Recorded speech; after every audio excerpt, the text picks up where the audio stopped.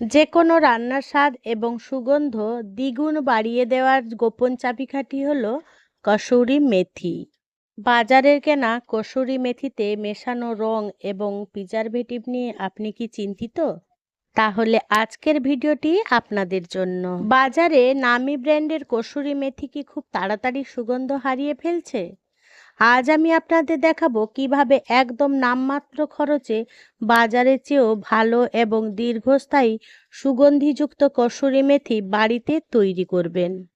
তরকারিতে এক চিমটি কসুরি মেথি পড়লে তার স্বাদ আর গন্ধ একেবারে রেস্টুরেন্টের মতন হয়ে যায়।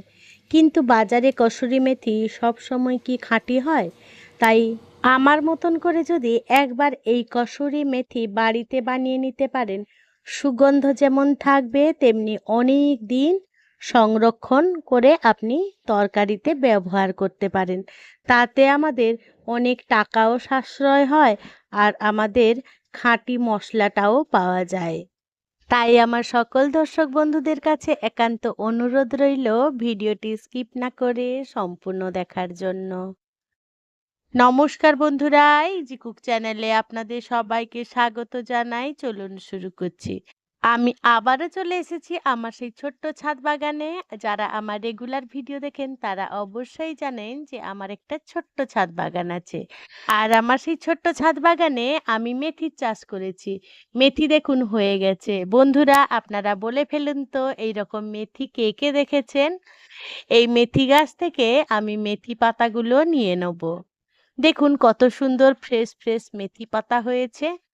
আপনাদের যদি বাগান থাকে সেখান থেকেও নিতে পারেন, আর যদি বাগান একান্তই না থাকে তাহলে অবশ্যই বাজার থেকে যে আমরা মেথি শাকটা কিনে খাই সেই মেথি শাক আপনাদের পরিমাণ মতন পছন্দ মতন নিয়ে নেবেন। যতটা আপনারা কসুরি মেথি বানিয়ে রাখবেন ততটা পরিমাণ নিয়ে নেবেন। এবারে আমি এখান থেকেই একেবারে বেছে বেছে কচি কচি পাতাগুলো আমি তুলে নেব। তুলে নিয়ে দেখুন চলে এসেছি। ঠিক আমি এইরকম ফ্রেশ ফ্রেশ পাতা নিয়ে নিয়েছি আর ডাঁটাগুলো কিন্তু একেবারেই নিইনি। আমার এই রেসিপিটি যদি কোনো নতুন বন্ধু ইউটিউব থেকে দেখে থাকেন তাহলে আমার এই ক্ষুদ্র চ্যানেলটিকে সাবস্ক্রাইব করে আমার পাশে থাকার জন্য অনুরোধ করছি। আর পাশে থাকা বেল আইকনটি অবশ্যই প্রেস করে রাখবেন। যখন আমি নিত্য নতুন কোনো রেসিপি দেবো বা রান্নার টিপস দেবো আপনাদের কাছে নোটিফিকেশান খুব সহজেই পৌঁছে যাবে। কথা বলতে বলতে মেথি পাতাগুলো সুন্দরভাবে বেছে নিয়েছিলাম আর খুব ভালো করে জল পাল্টে পাল্টে ধুয়ে জল ঝরিয়ে নিয়েছিলাম। এবারে দেখুন আমি একটা নিউজ পেপারের উপরে একদম ছায়াযুক্ত স্থানে আমি মেথি পাতাগুলো এরকম মেলে রেখে দিয়েছি। আপনারা চাইলে পরিষ্কার সুতির কাপড়ের উপরেও বিছিয়ে দিতে পারেন এই মেথি পাতা। তবে বন্ধুরা সাবধান, এই মেথি পাতা কিন্তু একদম ডাইরেক্ট রোদে দেবেন না।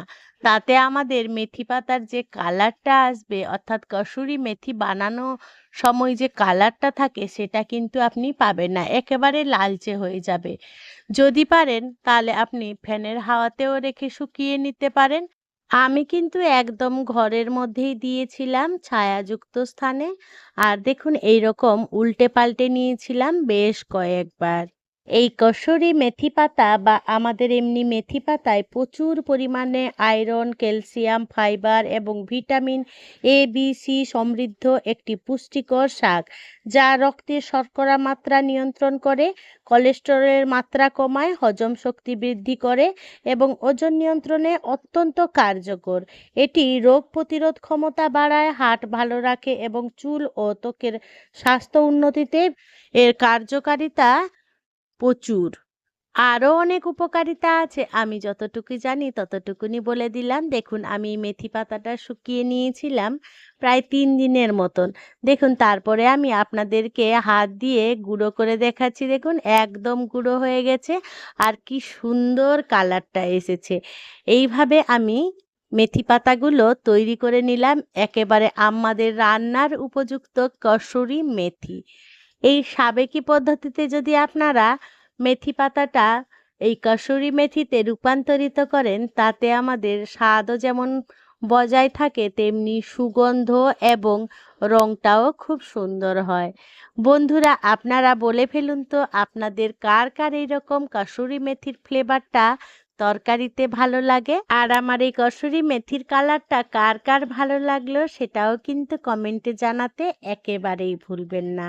এবারে চলুন দেখে নিই আমরা কিভাবে এটাকে সংরক্ষণ করব সারা বছরের জন্য।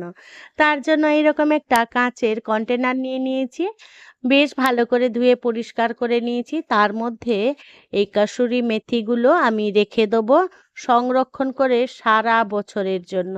অবশ্যই এটা এয়ারটাইট কন্টেনার নেবেন, আর এটা ফ্রিজ ছাড়াও আপনারা রাখতে পারেন, তাতে কোনো রকম অসুবিধা নেই। বন্ধুরা, দেখলেন তো কত সহজেই এই ঘরে তৈরি কসুরি মেথি আপনি বানিয়ে নিতে পারেন একদম অল্প খরচে। আর কি সহজ পদ্ধতি, তাই না? এই পদ্ধতিটা আপনাদের কার কার ভালো লাগলো সেটাও কিন্তু অবশ্যই আমাকে কমেন্টে জানাতে ভুলবেন না। বন্ধুরা, আজকের আমার এই টিপসটা আপনাদের কেমন লাগলো সেটা কিন্তু কমেন্টে জানাতে একেবারেই ভুলবেন না। যদি কোনো অংশে একটুও ভালো লেগে থাকে তাহলে ছোট্ট একটা লাইক করে দেবেন। আপনাদের এই ছোট্ট ছোট্ট লাইক আমাকে অনেক ইন্সপায়ার করে নিত্য নতুন এইরকম ভিডিও বানানোর জন্য।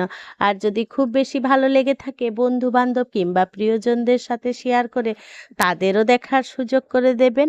আর যদি খুব বেশি ভালো লেগে থাকে কমেন্ট বক্সের পাশে হাইপ অপশানটা আছে সেটাও কিন্তু আমাকে দিতে একেবারেই ভুলবেন না। বন্ধুরা, আমার সাথে থেকে পাশে থেকে এই কসুরি মেথি সংরক্ষণ করার পদ্ধতিটি দেখার জন্য আপনাদের সকলকে জানাই অসংখ্য অসংখ্য ধন্যবাদ। আপনারা ভালো থাকবেন, সুস্থ থাকবেন। দেখা হবে পরের কোনো নিত্য নতুন রেসিপি কিংবা ভিডিওতে।